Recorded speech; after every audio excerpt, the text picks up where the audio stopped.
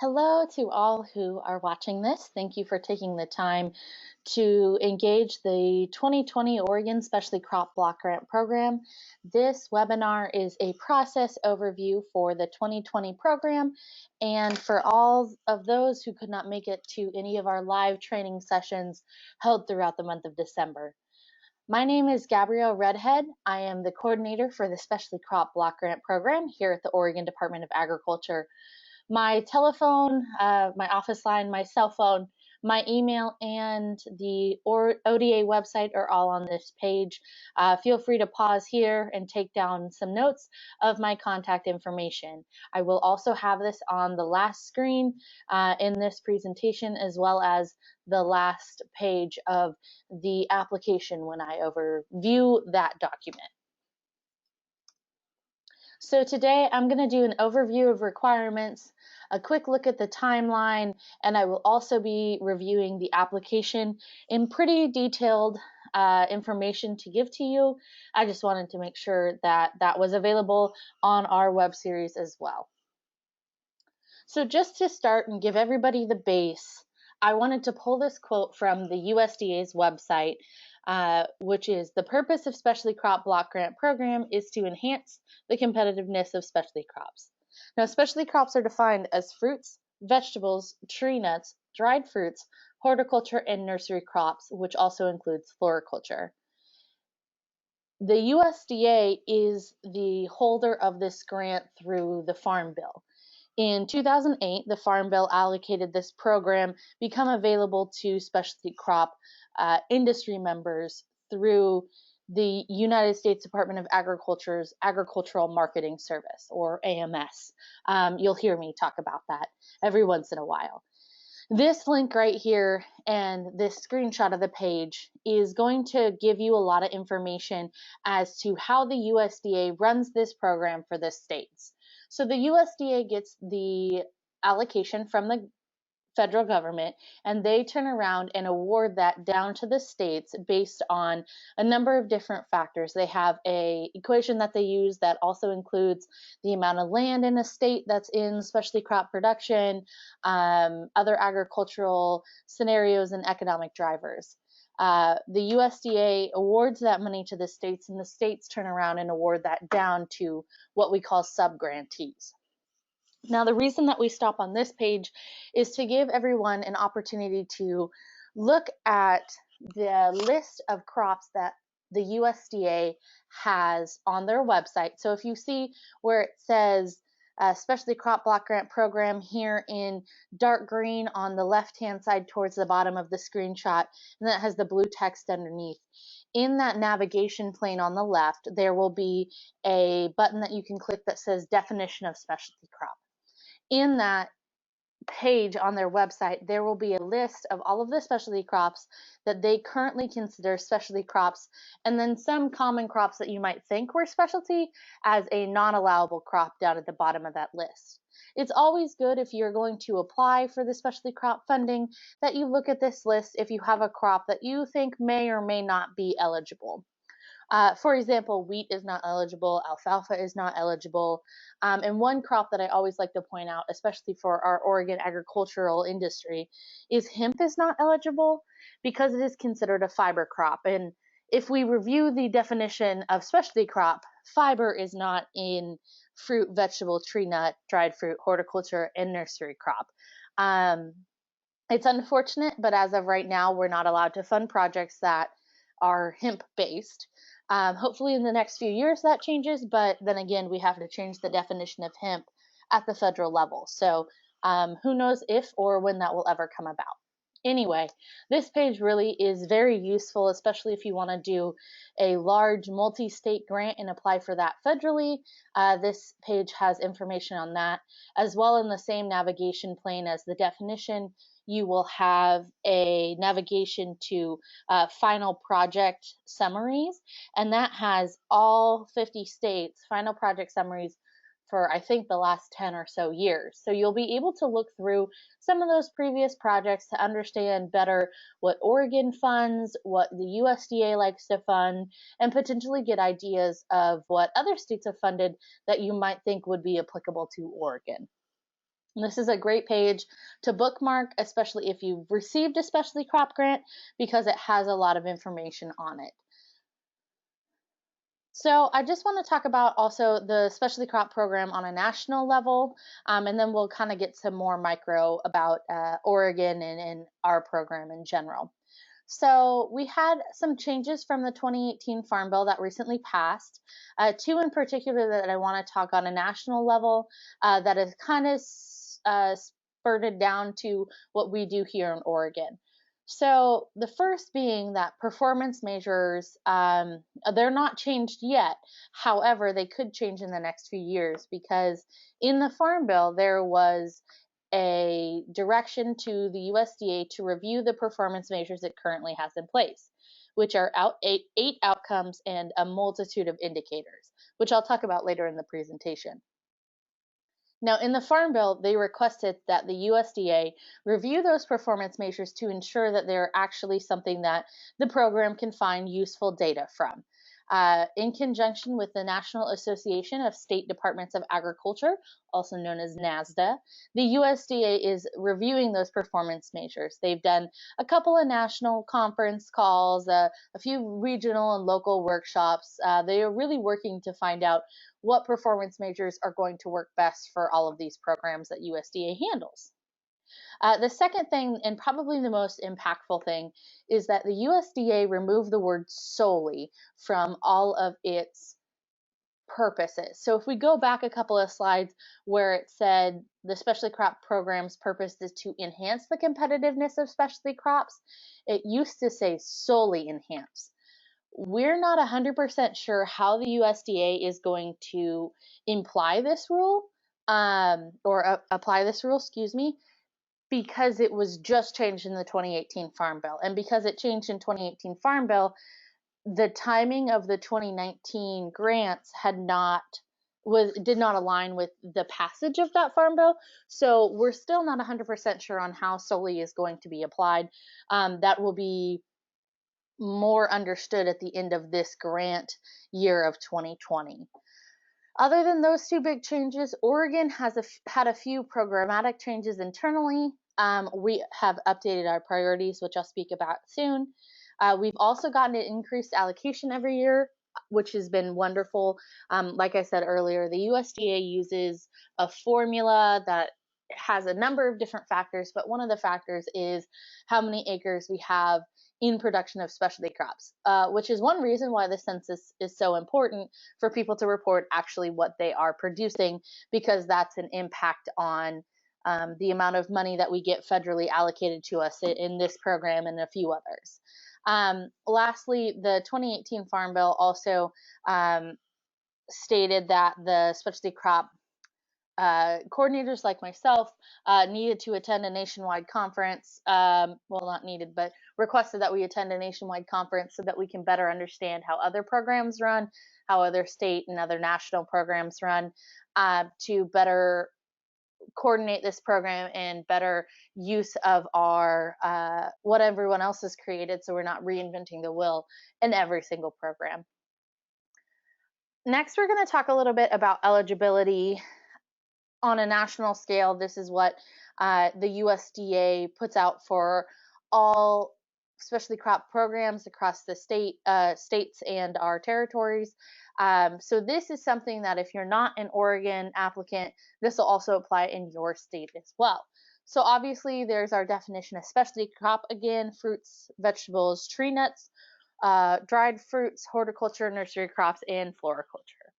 And like I said earlier, in that sentence where I said they removed the word solely in the last slide, this is what they removed it from. So funding must enhance the competitiveness of Oregon specialty crops now instead of solely enhance. Again, we don't know what that means, but I would always err on the side of caution if you have a project that's potentially something that you want to include other crops with, that you do a 51% specialty crops in whatever you're doing. Whether that's you're creating a recipe for a guidebook that you're going to market whatever product through, I would suggest that 51% of the ingredients that you use by weight be specialty crops, or if you're doing a trade show outreach to international markets and you want to bring Oregon products in general, you would have to have 51% of the producers that you take or the marketing materials that you take be specialty crops. That's just going to allow you the insurance that you would be potentially eligible to the program, depending, of course, on what your project actually is. Another thing about this grant that is super particular is that the awards cannot benefit one single organization, institution, or individual. We'll get into that in just a second, but the main point about these funds is that it's for the betterment of an industry, not a betterment of a single organization or individual. And lastly, eligible entities include basically anyone, nonprofits, for-profits, government entities, that's also local and regional governments, tribal governments, colleges, and universities. The one thing about colleges and universities is if you are from either of those entities or higher education, you must get your application pre-approved by your grants office, your sponsored programs, your research office, whatever office that you go through to get grants before you apply. It's a section on our application as well that will remind you to do that. We've just had some issues in the past where people don't get their projects approved, and then we have to backtrack a bunch of information in order for those projects to be approved before they can move forward within our review process. So it's just easier to get that done ahead of time. So another thing that governs us nationally is the 2 CFR 200, or otherwise known as the Super Circular. This is cost principles, audit requirements, administrative requirements. It's really what governs how we can use the funds. So if you hear me talk about allowable or unallowable costs, this is where those come from. Now, I've taken a couple of, I think 3 or 4 courses on the 2 CFR as a document, so I know most of what we would need cost principle wise, and if I don't know if a cost is allowable, I can easily look that up because I'll know what section it's supposed to be in. All in all, the reason that we put this up here is just to make sure that everyone knows that our cost principles fall under subpart E, and if you so chose, you could go through and start reading and look that up. I also have copy and pasted most of the subpart E that dictates what you can and cannot spend money into the program guidelines, which can be found on our specialty crop website. When you are applying, I suggest that you read through the guidelines and the application assistant before you fully apply. That'll give you a lot of information on the type of costs, the different allowable items, how to apply, when to apply, where to apply, all of that good information. Now, again, as I was talking earlier, this program cannot benefit one single person or entity. So a promotional campaign that increases the sale of, say, Hermiston grown watermelons is acceptable, while increasing like brand awareness of like A to Z Farms grown watermelons is not. So what you really have to be careful of here is making sure that whatever you're doing isn't just for the benefit of your entity, but for the industry at large. So it just really depends on what your project is, and it depends on how marketable or what markets that you're looking at and how you're marketing what you're marketing. And it's not just marketing, it's any project in general. If you're going to do research and then keep that research to yourself, that's not something we can fund. But if you're going to do research and then go to conferences and talk at trade shows and do a bunch of outreach involving your research, we could potentially fund that. So it's just something to keep in mind. If you do have a project, or if you have an idea for a project and you're not sure if it meets this restriction or any other restriction, limitation, or any part of the program, please go ahead and give me a call, shoot me an email.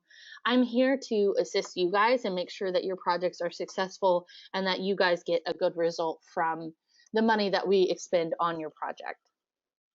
Another thing to note is a few more restrictions and limitations revolving around what you can and cannot purchase. So you can purchase special equipment, but it has to be special purpose only, which is a very restricted definition given to us by the USDA. Additionally, it has to be over $5,000 with a useful life greater than a year, and it has to, again, be special purpose. So sometimes equipment can be a little bit interesting to work through, and for the most part, what we've seen is if somebody has a piece of equipment that's something that they could potentially purchase for less than $5,000, it turns into a supply, and there's a lot less tracking and restrictions on that piece of equipment or item. At that point, we'd begin calling it a supply. The next part that is always good to chat about is travel costs and meals. And I'll talk about this a little bit later when I also review the grant document itself. But travel costs are pre-approval acceptable, but not like post-approval. You have to have me pre-approve your travel costs and your meals. They also have to be within GSA rates, which I'll talk about in a little bit later. But basically, it's the government standard rate that's allowable to be expended on a hotel for a night or the per diem for a day, whatever it may be. But again, you have to have prior approval for all of that.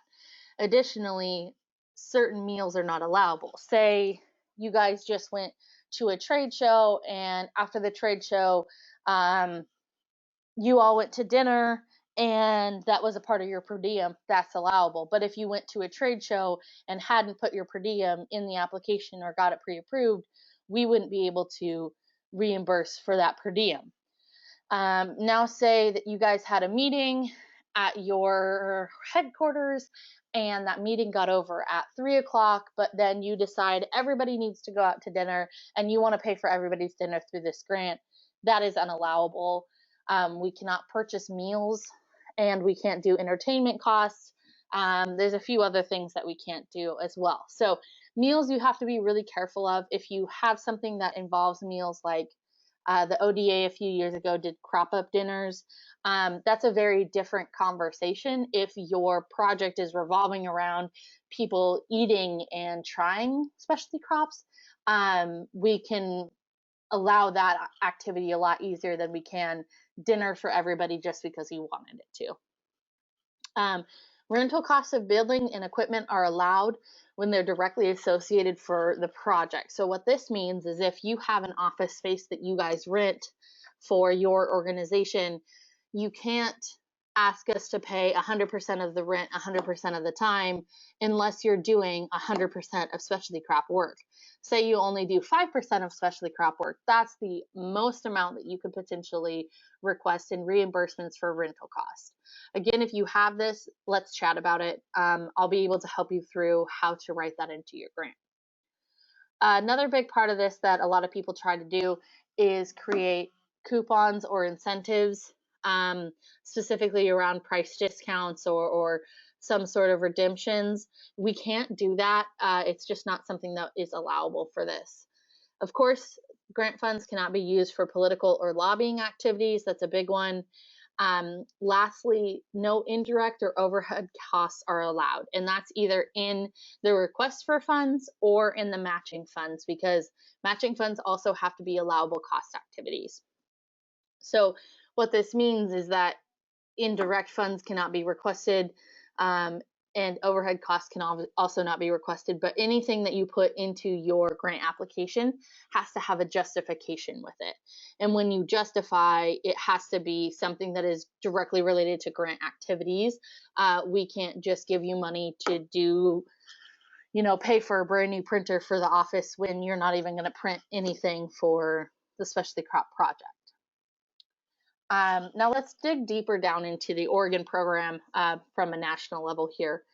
So we get $1.5 to $2 million every year. We're the sixth largest this year. I believe we received $2.1 million last year. Our projects range from $25,000 to $175,000. You can ask for any amount in between there, depending on what your project requires. It is something that we do look at when we review the projects, that the project activities is equitable to the amount that you are requesting. So please make sure that you're not over requesting just because you want to over request, that you're actually requesting the amount of money that you will use. Matching is not something we require, but it is strongly encouraged. And the reason we encourage it is because it shows that the industry is behind the project, which is a major factor in how we review projects. So if you have letters of support and you have matching and you have industry participation, that's something that's going to be very appealing to our grants review committee, because it has industry support. If you don't have industry support, if you don't have matching, if you don't have any of that, it's not saying that you won't get a project funded. It's just saying that it's more encouraging to fund a project that the industry is actually backing and wants to see happen. Our projects are anywhere from half a year to 2.5 years, 2.5 being the maximum that a project can take. If you have a year project, we will also fund that if the project gets approved. We have twice yearly reporting. They're fairly easy reports. We have a free template that you guys all use. It's really easy to do. The USDA does come back with some questions most of the time that are fairly simple that we just clarify and move forward. We have a 26-member industry represented advisory committee, and what these individuals do is, after we get all the applications in, I assign the applications out based on those industry members' expertise. We have industry members from wine, small farms, young farmers and ranchers. I mean, truly across the industry. And once they review the documentation or the documents that have been applied, we take a meeting and sit down and have a conversation about which projects that the advisory committee would like to recommend to the director's office.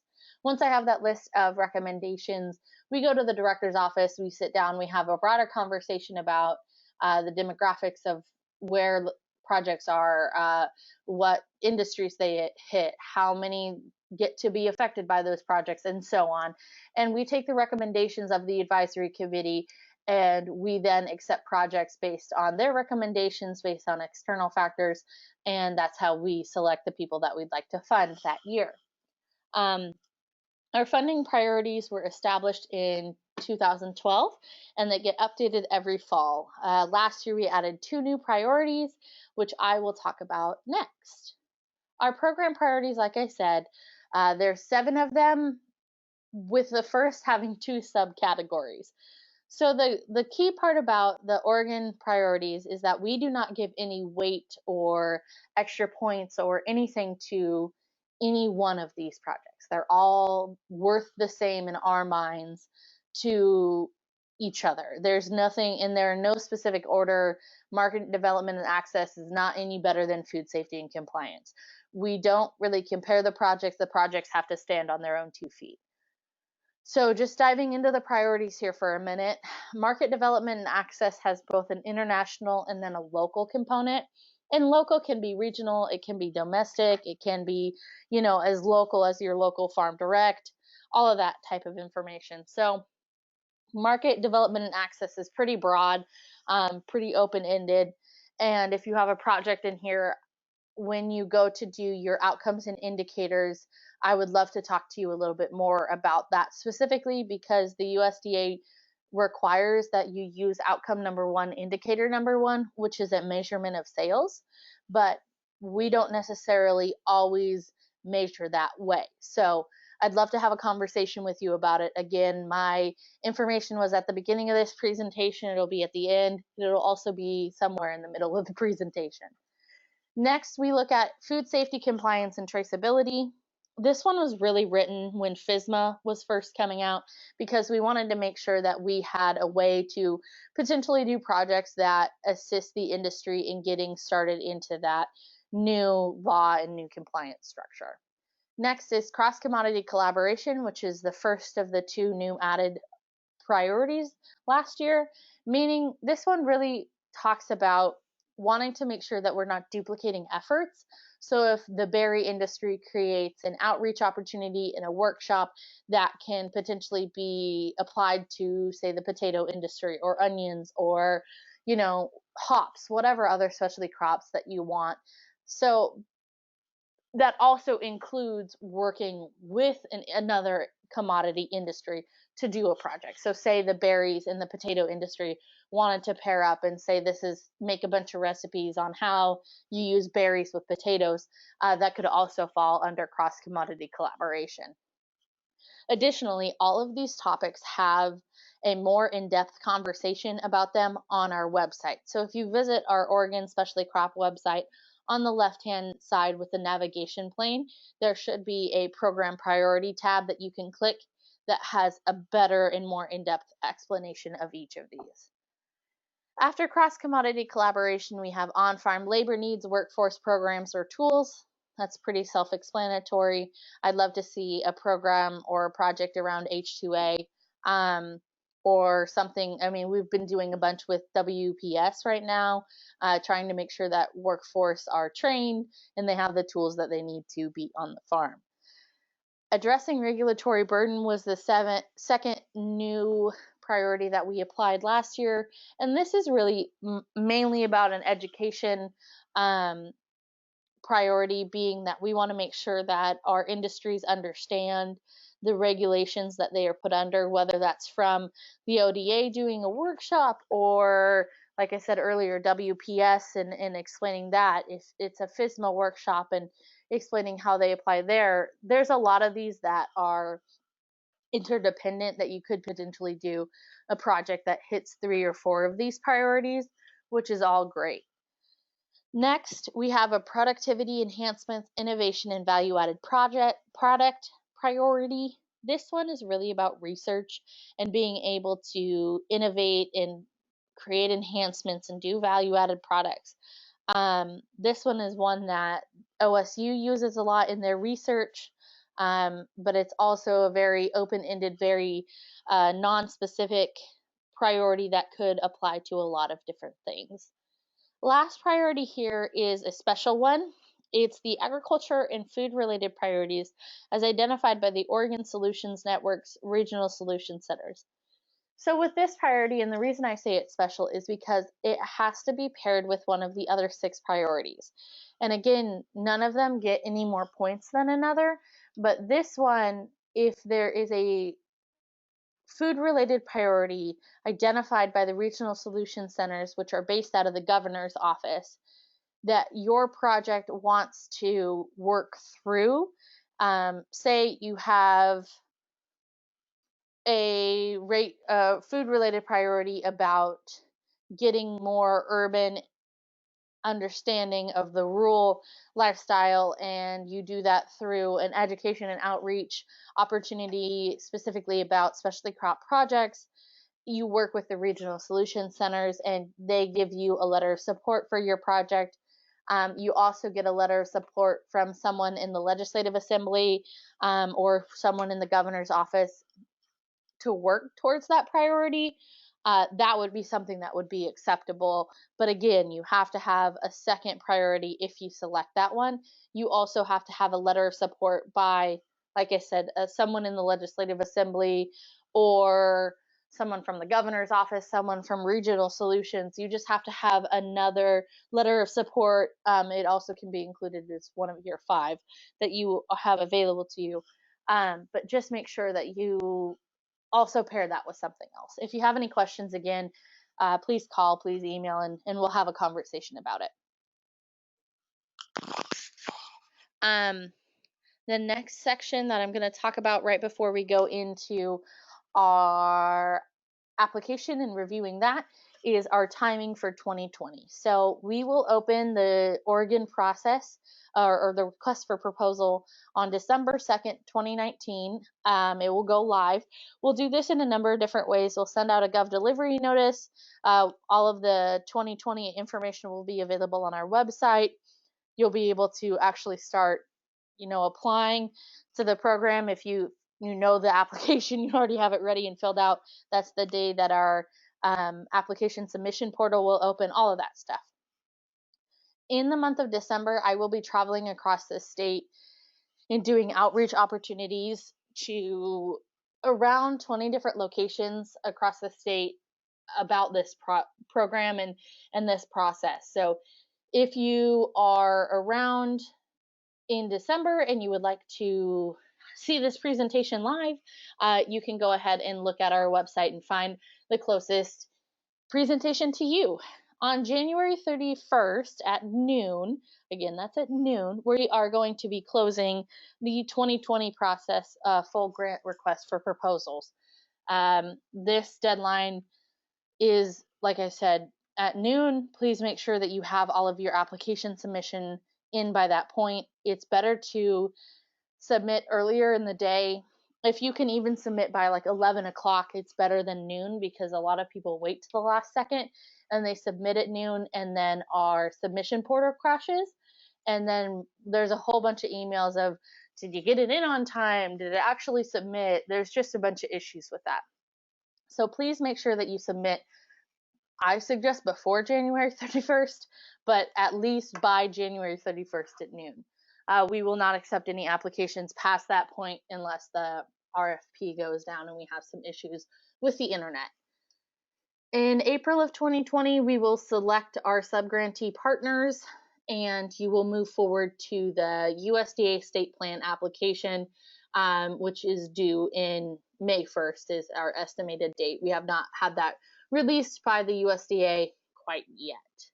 Lastly, in October or November of 2020 would be when your funds would become available from this application. So it's nearly a year later. It's a very long process, and I apologize for that, but the USDA has the applications from about May to September, where they review everything and they approve all of it. They do come back with clarifications every once in a while, which is nothing new, and we just make sure that we have all of the information that the USDA needs in the application. Lastly, I'm going to stop here for a few seconds just so you guys can pause it. Go ahead and write down my telephone, my cell phone, my email. The web address that's below my email is the direct web address for the Specialty Crop Program. Like I said, I mentioned the website a few times. Go ahead and use that to get to the website. It's the fastest, most easiest way. Next, I'm going to pull up the application and make sure that you guys can review the application and have a better understanding of that before you apply. So here is the application. I'm going to zoom out so you guys can see the front page a little bit. Let's go ahead. Oops, that's a little bit too much. We'll review half pages at a time here. So this is the 2020 Specialty Crop Block Grant Program proposal application. Again, here's my information if you need it or have any questions. I will say that in conjunction with this document, the program guidelines document is going to help you apply to this program so much easier and so much smoother if rather than just relying on this presentation and your full proposal template. So I suggest going on and downloading that document from our website. This section here of text basically talks about the Specialty Crop Program and what this document is about. Again, my contact information is right here. Please ask me if you have questions. So this application really has 4 sections. The first is a sample project application. The next is the proposal cover page that you will need to send in when you apply. The application, it's a blank application. And lastly, it has Appendix A, which is a list of outcomes and indicators. So to start, this is exactly what the application is going to look like. This section is, however, it has examples and samples in here of what potentially you could do for your project. This is a good place to start if you have some questions about what type of information you need to put into your application. What, like this example here, is the start date that you would potentially have and the end date of your project. Most of the little italicized sections are actually in the empty application, but this just gives you a lot of examples and helps provide better in-depth information on what we are actually looking for when we request different types of information. So just to start, I mean, obviously we need a project title. These are the start dates and end dates that if you were to use the full 2.5 years, would be your duration of project. Now, no matter how many years you use, your agreement will be written for this time frame. That's just because in the past we've had to write a lot of extensions for grants because they want to go over their, say, 2 years that they originally estimated for their project. And instead of constantly writing amendments, we just write everybody for the 2.5 years. But if you write a project for 2 years and you want to go to 2.5, you still have to talk to me about it before you just continue on your efforts. So the project partner and summary section here is pretty crucial for a couple of different reasons. One, we here at the ODA use this information to create these sets of summaries that we send to our various stakeholders, as well as we put it on our website for external individuals to see and review. But the USDA takes this and they take your project title, which should be very close to the project that you're actually doing, and they send this to, say congressmen who ask, or the legislative assembly of the nation. They send a lot of these summaries to them. So this summary is key and crucial in understanding what your project is actually doing. So please make sure that you also answer all of these questions, and that the summary is 250 words or less. We will request that you reduce your words if it is over 250. This next section is a little bit broader and bigger than your project summary. This is really supposed to be a section that you can give background and education on your project, exactly what your project will do, how you're going to do it, all of that stuff. Please make sure that you answer all of these lists or all of these questions here in this bulleted list. It's better if you answer all of them and you have more information than less. That's just better and easier for our review committee to understand what you're actually doing. This whole document, from your title down to your program income section that I'll talk about a little bit later, should be no more than 15 pages. A lot of people will do this project purpose section and get a little carried away, and then the project purpose is like 20 pages long. So we just really, it's a requirement of the program that it be from the title to the program income no more than 15 pages. So when you're doing the project purpose section, please understand that. Most of this is pretty self-explanatory. Providing a list of objectives. This is not your outcomes and indicators. You'll see that further down in the application. This is like your broad overarching goals, why you want to do the project in the first place. This section, I really like to talk about these two questions here, because a lot of people will just go through and say, yes, my project does benefit socially disadvantaged farmers. Oh, yes, it does benefit beginning farmers. But they don't realize that you also, if you check either one of these boxes, yes, you have to have an outcome or indicator that relates to this, which is outcome number 8, and it's the last two indicators there. So you actually have to track the number of socially disadvantaged or new and beginning farmers that your project impacts based on the fact that you selected yes to these two questions. You also have to be aware that the USDA has its own definition of these two groups, which is the very last page of this whole document. You can find those definitions. Please be aware that if you select both of these or one of these, you have to go through and use their definition, track all of that, and make it a part of your project that you are reaching out to those groups and that you're engaging them specifically. I don't ever want to discourage anyone from working with either of those groups, but it's just something to be aware of, that we might request that you put a different outcome and indicator on because you're going to be working with either of those groups. If you have ever had a project in the past with us that the project that you're submitting on builds upon, you need to fill out this set of questions. These are just really to ensure that you are not duplicating efforts, that you are making sure that this project is different and marketably different than your previous project.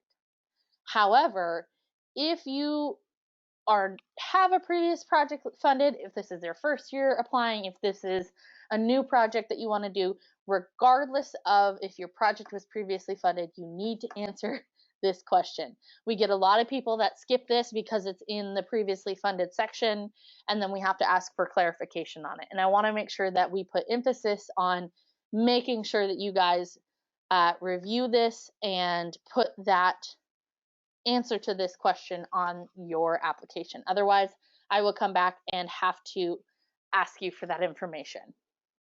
This section, again, is pretty self-explanatory. If you have any other support from federal or state grants, this set of funds does not do duplicative costs.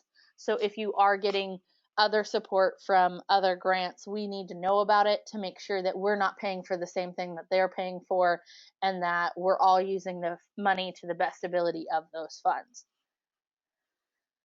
This section really gets into, from here forward, gets into some examples that you can look through and have some samples. All of the samples will be highlighted in this bright yellow text, so you'll be able to pull those out fairly easily. The key thing about external project support here is that this is other than the people who are directly involved in your project. So say you have a project and you're going to contract with the Oregon Farm Bureau to help you do something. They would not go here as an external project supporter because they're going to be listed as a contractor within your grant, and in the project purpose section, you're going to talk about what they're going to do. So they wouldn't be listed here. But if the National Society of Crop X here decided that they liked your project, they wanted to support it, and they thought it was good cause, you can go ahead and put them here. This is also a good section to list your letters of support, from your communities and companies and whoever else that you got your letters of support from. And a great example here is you have some information behind each of your external project supporters about why they support or how they will support or what other ways they're going to be involved in the project, other than receiving money for doing contractual obligations or helping you in some way. This section can get a little confusing, so go ahead and talk to me about it if you have questions. The expected measurable outcome section is dictated really by the USDA, as all of this application is. But these outcomes 1 through 8 here are, as I mentioned earlier, the performance measures that the USDA are reviewing from the Farm Bill's dictation that they needed to review. So these 8 outcomes are specific from the USDA. We cannot change any of the wording. We can't change any of the wording of the indicators. I'll talk about these a little bit later because these are also listed in Appendix A, and each of these have their own special performance measures and outcomes and indicators underneath each of them. This section about miscellaneous outcome measures is a little bit misleading. If your project does not fit in one of the 8 outcomes with their multiple indicators, please call me and let's have a conversation about it, because a lot of the indicators can be a little bit confusing as to what knowledge and what data that the USDA is actually requesting. Most of the time, the USDA won't accept a random outcome or indicator. You kind of have to make sure that it is truly different than the 8 that they already have established before you can do this miscellaneous outcome measure. They don't just automatically accept whatever you put there. It's very specific, very detailed information. So we want to make sure that before you go and put just a random outcome measure there, you speak with me first about it. This next section about data and reporting on outcomes and indicators, again, is pretty self-explanatory. Please make sure that you answer all of the questions here. Make sure that you talk about how you're collecting the data, the dates, how are you going to monitor your progress. For example, if you're doing a survey, when are you doing the survey? How are you conducting the survey? Is it an online versus paper? Are you doing pre and post? Are you just doing post? Are you doing in the middle? Who are you going to survey out of the group that you're speaking with or engaging. So there's a lot that could potentially be put in here. So please make sure that you answer all the questions and you put all of the data collection that you're going to do in this section. The last section of the application is the budget narrative. And this part can be very detailed. And that's something that we request because, again, none of these monies can go to anything that's indirect. So everything has to have a purpose for the grant and has to have a justification. So this first section, of course, again, samples are highlighted in yellow. Please read through a bunch of these instruction notes or italicized text because that's really going to help and aid you when you move forward in this application. So first and foremost, what this text is basically saying here is that these categories cannot change. You have to use personnel, fringe, travel, equipment, supplies, contractual, and other. You cannot change them because those are federally required categories, and those categories have certain allowable costs within them.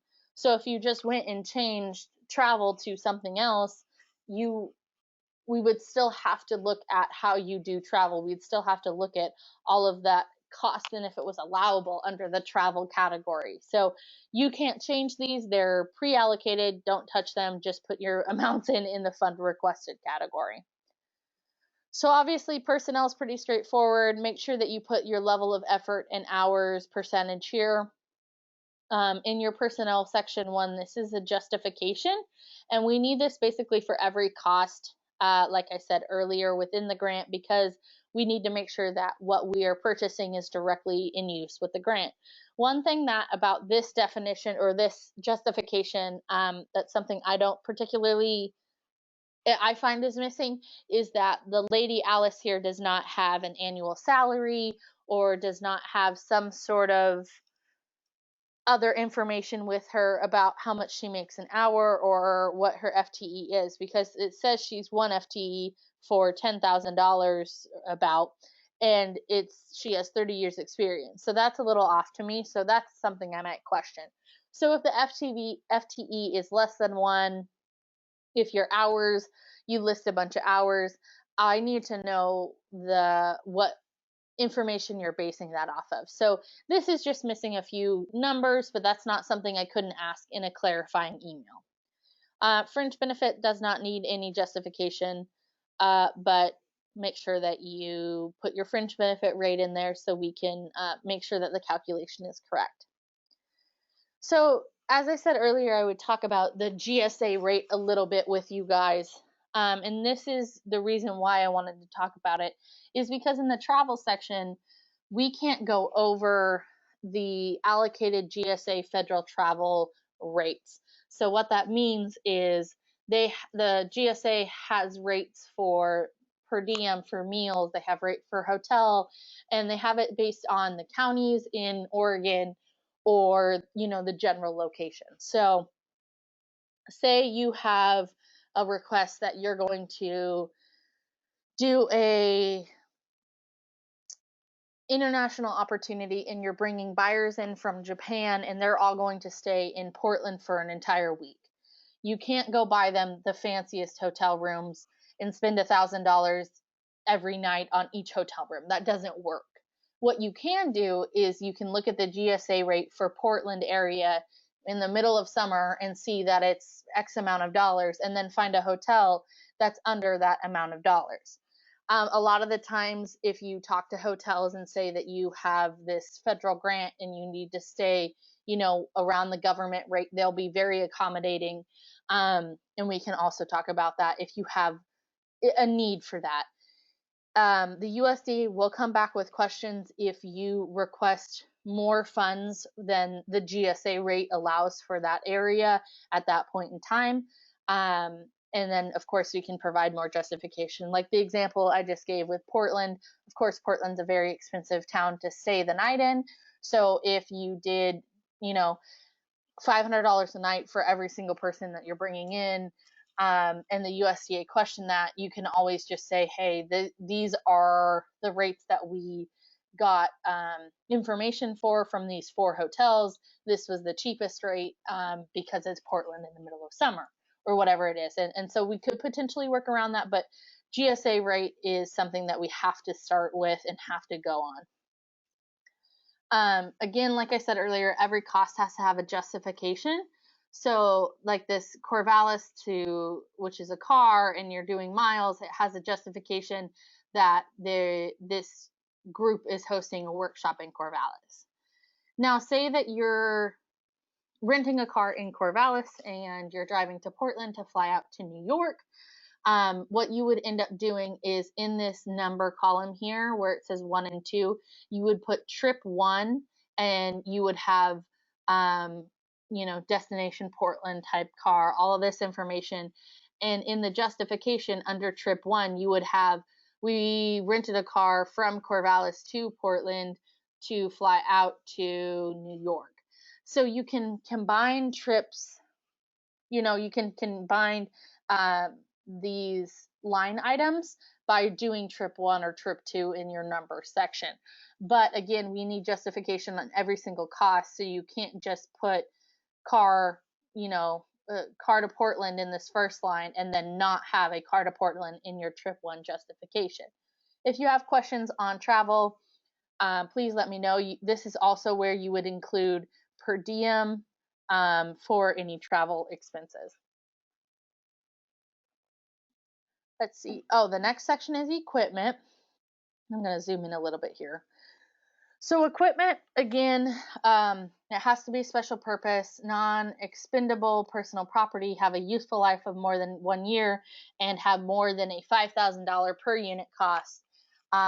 This whole section right here talks about special equipment. It has the definition of special equipment in there.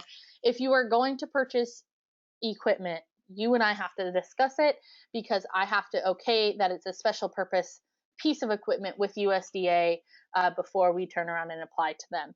There's also a few other items that come with equipment that you'll have to agree to because it's technically a USDA purchased item and we have to track it and we have to do, yearly visits on it and all that other stuff. So that's just something to be aware of. If there's a piece of equipment that you want that's under $5,000, it's no longer called equipment. It is called supply. Of course, equipment has the justification that you need to do. Everything has that. So say you needed a centrifuge like that equipment just listed, but it's only $3,000. It would automatically be a supply. So supplies can be anywhere from instructor copies to student workshop materials to lab supplies to pieces of equipment that are under $5,000, all that type of stuff.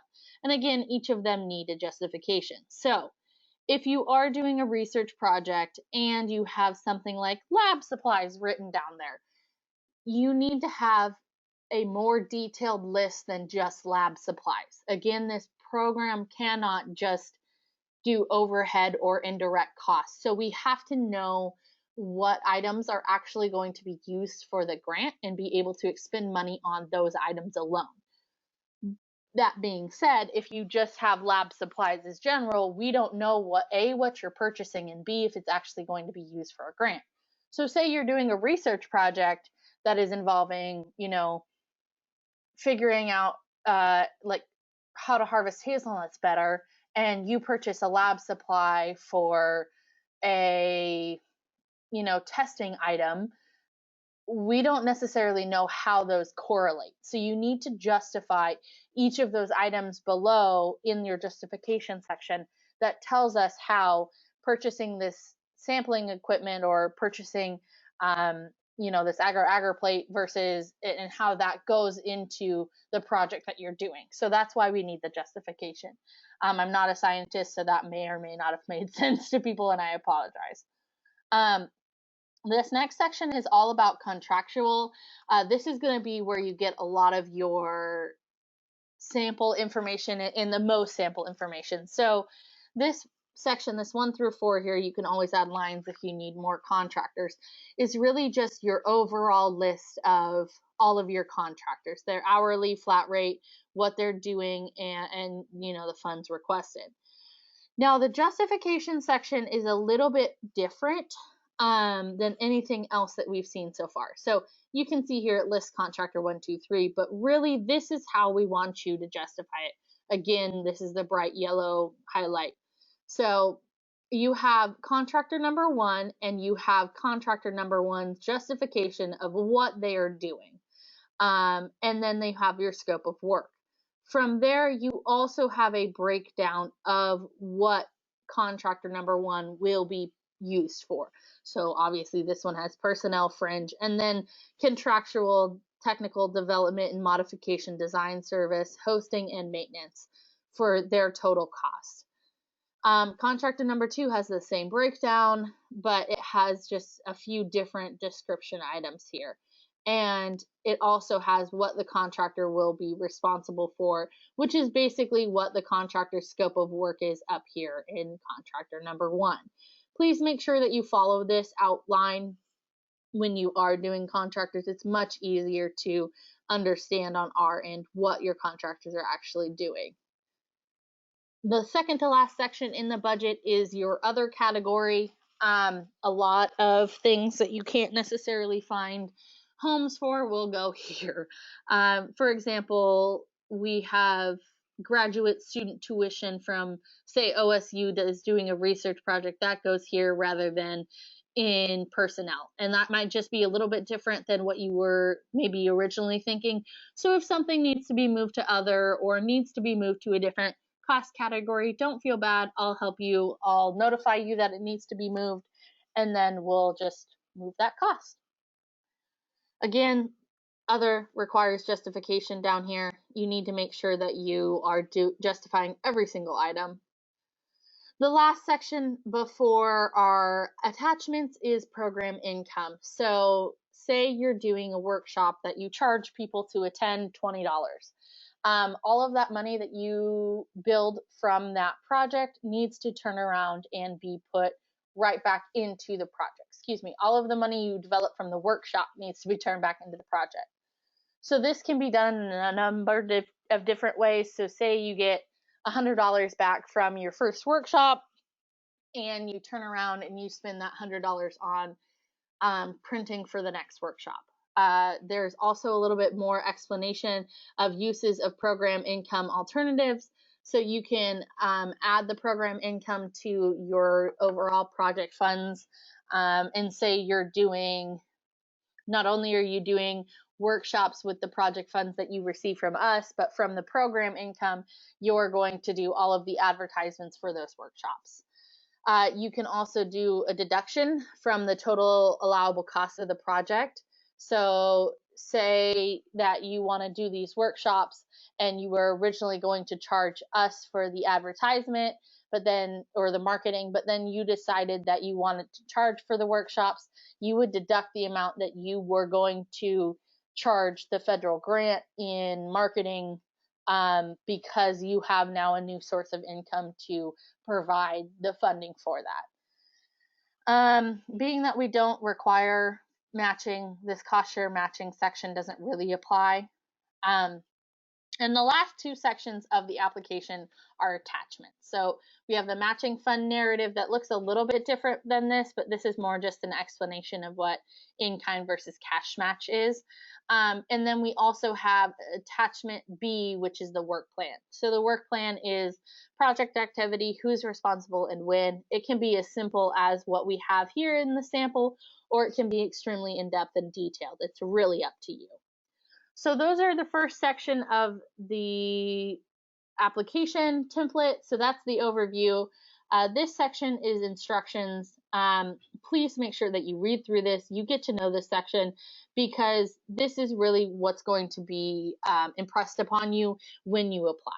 What we have here is all of your requirements for when you apply to the grant. Get to know these, read through these, make sure you understand what's going on here. So the cover page here is not included in your total limit, which is the next page that I'll talk about. So your proposal is 15 pages or less, including your budget. So from the start of your title, where it says project title in the template, to where it says program income, needs to be 15 pages or less. If it's over 15 pages, we will basically throw out the remaining pages of your project, or we will ask you to reduce down to 15 pages if your project moves forward. Again, matching funds and work plan attachment A and B are not included in your total limit. This part is really, really, really important. A lot of people miss this, and it can cause your project to actually be thrown out. So you need to make sure that your Microsoft Word is how you turn your application in. It has to be Times New Roman 12-point font. We cannot accept it in any other format. We end up having a lot of people want to turn their application in as a PDF, and that's not something that we can accept. We need it in Microsoft Word because we copy and paste the items out of the Microsoft Word document into our USDA state template that we have to use for the state plan that we turn into them. So please make sure it's in Microsoft Word. If it's not in Microsoft Word, your project may be turned away because you were not able to follow instructions. Our deadline for submission, again, is January 31st, 2020 at noon. Please make sure you do that. We have room for 5 letters of support for any project. We prefer this to be in a PDF package as a single PDF, but if you can't do that, you can always send it in as 5 individual letters.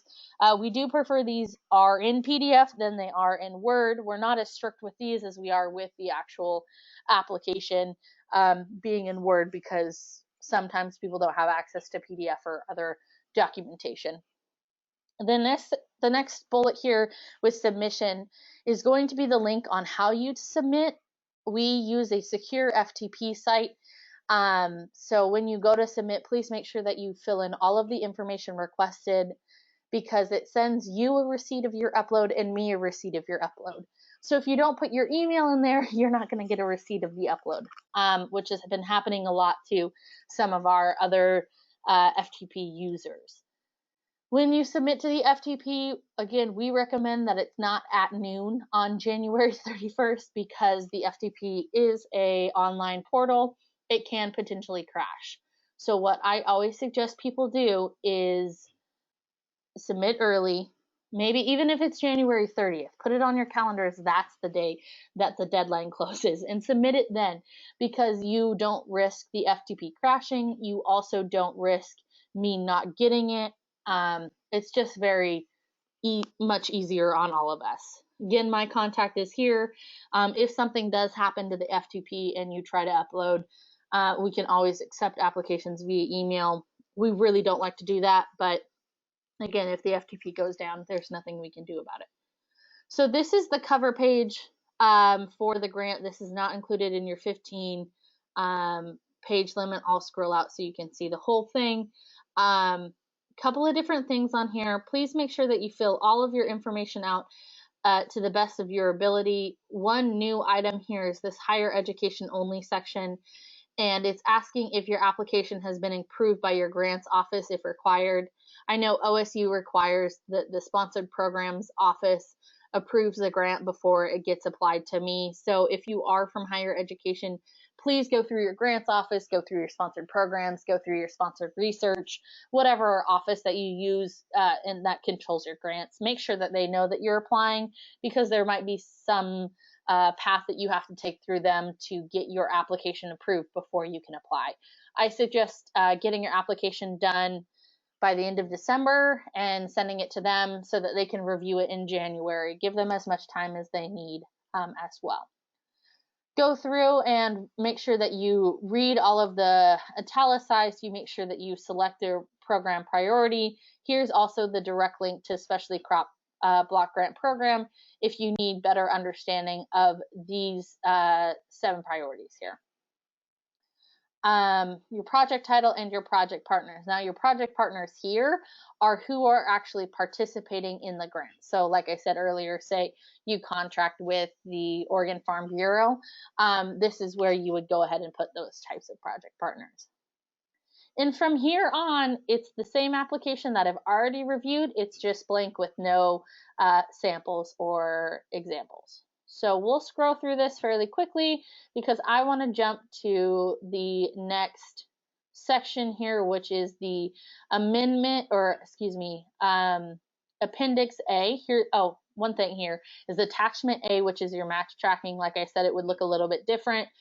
You have your expense categories that are your federal cost categories here, and the amount that you're going to receive in cash or in kind next to it. None of these sections require justification, just what you're spending it on. There's work plan. Here's what I really wanted to jump to is the Appendix A.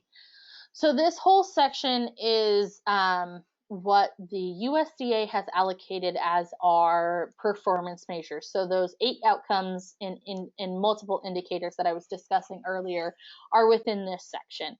So go ahead and read through all of this text. It gives you a better understanding of the data type that USDA requests and the quantity of information, all of that information. So just to start, if you guys have a marketing and promotion program, you are mandatory to use outcome 1, indicator 1, which is a measurement. Here's indicator 1, which is a measurement of sales. So the only problem with this is if you are doing a project that is influenced more than just your the market that you're working in is influenced more than just by your project, there are some other factors that we might be able to go with in the understanding that you guys don't have control over the sales of an industry. It's really sometimes hard to get this data in the first place. This is something that the USDA is working on now. But as I said earlier with the outcomes with multiple indicators, outcome number 2 here is a good example of it. So this outcome is to enhance the competitiveness of specialty crops through increased consumption. So you can choose outcome number 2, indicator number 1, which is of the total number of children and youth reached, and then you select A, B, or C down here. So, or this first set of A, B, or C. So say you're going to do a workshop with a bunch of teachers around the state that you want to increase their consumption of specialty crops through these youth and children. So of the, say, 3,000 children and youth reached, let's just select A here. So of the 3,000 children of the youth reached, 1,500 of them gained knowledge about eating more specialty crops. So that could be the goal of your project, is to get half of the students that you participate in these workshops to know more about eating specialty crops. Or you could get them to report an intention to eat more specialty crops, or reported eating more specialty crops. It really depends on what your project is focused on. Like I said, there's 8 outcomes and multiple indicators. So you could choose outcome number 2, indicator 1. You could choose indicator 1A through C and do all 3 of these, but also do outcome number 3, enhancing the competitiveness of specialty crops through increased, I believe that's consumption and awareness, or access and awareness. So what you could potentially do is outcome number 2, indicator number 1, A through C, and then do outcome number 3, indicator number 1, B, or whatever you want to do. Whatever mix of outcomes and indicators that you want to provide, you can also provide. And like I said, most of these have a ton of indicators. This is all still outcome number 3, clear down to here. So this is the start of outcome number 4, which has a lot of other indicators. So it really depends on what your project is focused on and which outcome and indicator that you need to focus on. And like I said earlier about this special outcomes and indicators that you might potentially write, there's been very rarely a situation where we need to do that. Most of the time we can find one of these outcomes that fit the project very well. So the reason I stopped at outcome number 8 before I finish up this presentation is because this one has the 2 indicators around new and beginning farmers and socially disadvantaged farmers. So this one is specific to those 2. So if you check either one of those boxes, as I talked about earlier, you have to have this outcome and indicator with it. And there are some additional notes down here, specifically the definition of beginning farmer and socially disadvantaged farmer. making sure that when you check those boxes, you understand that those are also included in those boxes, those definitions. So when you go to turn in your proposal, we don't need this Appendix A on here. You can go ahead and take that off. All we need is your proposal, Attachment A, Attachment B, and your letters of support. So I'm going to scroll back up to our information here about what you need to know when you do a proposal. All of this information is on our website, which is on the Oregon Department of Agriculture's website. If you just Google Specialty Crop Block Grant Program, you'll find us. Please make sure that you read your requirements. Please make sure that you follow all instructions. If you have any questions, I'll go up here and leave my information for the 2020 Specialty Crop Block Grant Project proposal application on the screen. Go ahead and pause it here, jot down my email, jot down my number, and give me a call if you have any questions. I'm here for the success of these projects. So thank you for spending your time today to listen to me about the Specialty Crop Block Grant Program, and I hope to see your application in 2020. Thanks so much.